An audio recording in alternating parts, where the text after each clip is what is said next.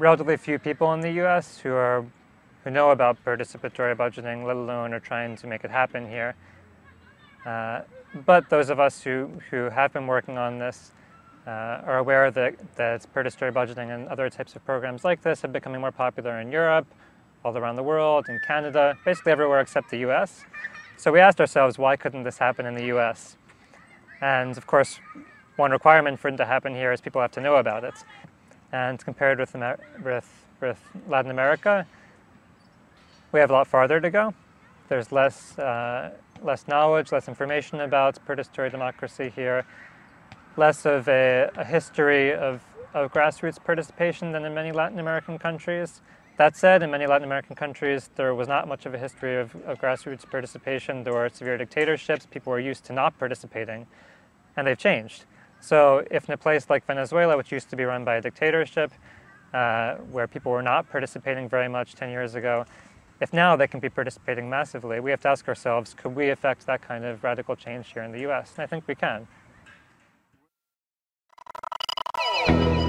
What we're going to try and do today is a very exciting new idea. It's got its roots in a place called Porto Alegre in Brazil, where for the very first time they invited local people to come along and vote themselves what they'd like to see their money spent on. Well, in Brazil, they had a period of military dictatorship for many years, and in the early 80s, when that ended, there was a huge demand for sort of democracy, and everybody was very keen for people to get involved in civil society, to get involved in the community as such. So the Workers' Party in Brazil came up with this idea of participatory budgeting. There they have a whole city-wide process. In 1989, the Brazilian Workers' Party revolutionized the concept of government when they installed the widely successful system of participatory budgeting in Porto Alegre, Brazil.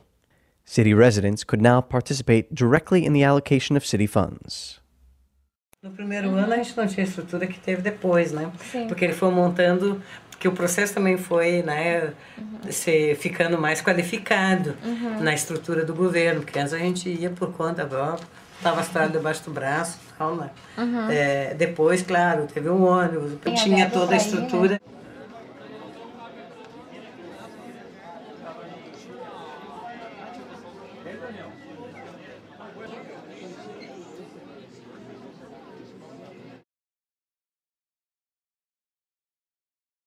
Participatory budgeting is an idea whose time has come. It really fits the local services agenda perfectly. Government wants to let go of running every detail of local services. They want local citizens instead to have a big say in services, priorities and budgets. So having a tried and tested method that works around the world like participatory budgeting is really just too good to be true for government. People in government used to say participatory budgeting is all very well, but it's only really in places like Brazil, underdeveloped countries and so on. Well, that's not true, because now it's spread to over 300 cities around the world, places like Paris, Berlin, Sevilla, Cordoba, and it's also working in some cities in this country too, places like St Helens, Bradford, Newcastle, Sunderland and so on. So if it can work in those places, it can work all around the UK.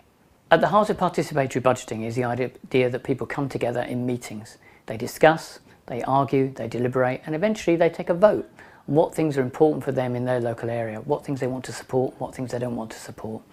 And it brings out the good side of people. It's not true that people are always selfish and only look out for their own interests of their own local neighbourhood or their own local area. People are quite prepared to support ideas and projects from other areas, from other neighbourhoods and on other issues that perhaps they wouldn't have thought about supporting before they came to the meeting. People have to make rational decisions about choices in their own personal lives, and they can make the same type of rational decisions when it comes to local issues and local services.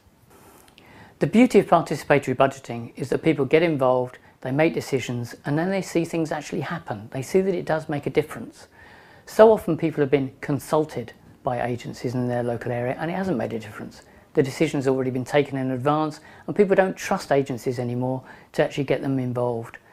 All the international experience of PB is that it can help to stimulate additional turnout in local elections and can help to restore trust in local politics generally, because people can see that it makes a difference.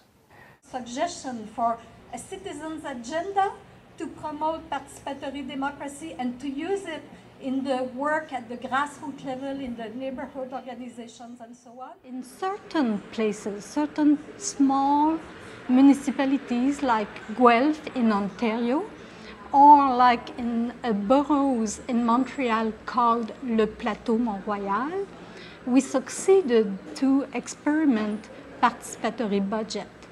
That's the second year. It's a very young, new experience, not really consolidated, but we hope that it will continue, and moreover, we hope that we'll be able to build upon this experience to experiment it in other boroughs of Montreal.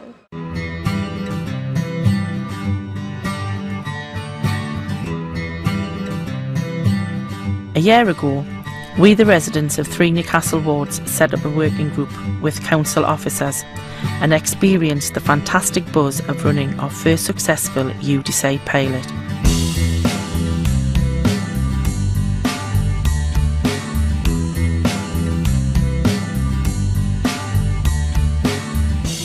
Since then, we've learned how to make things happen where we live.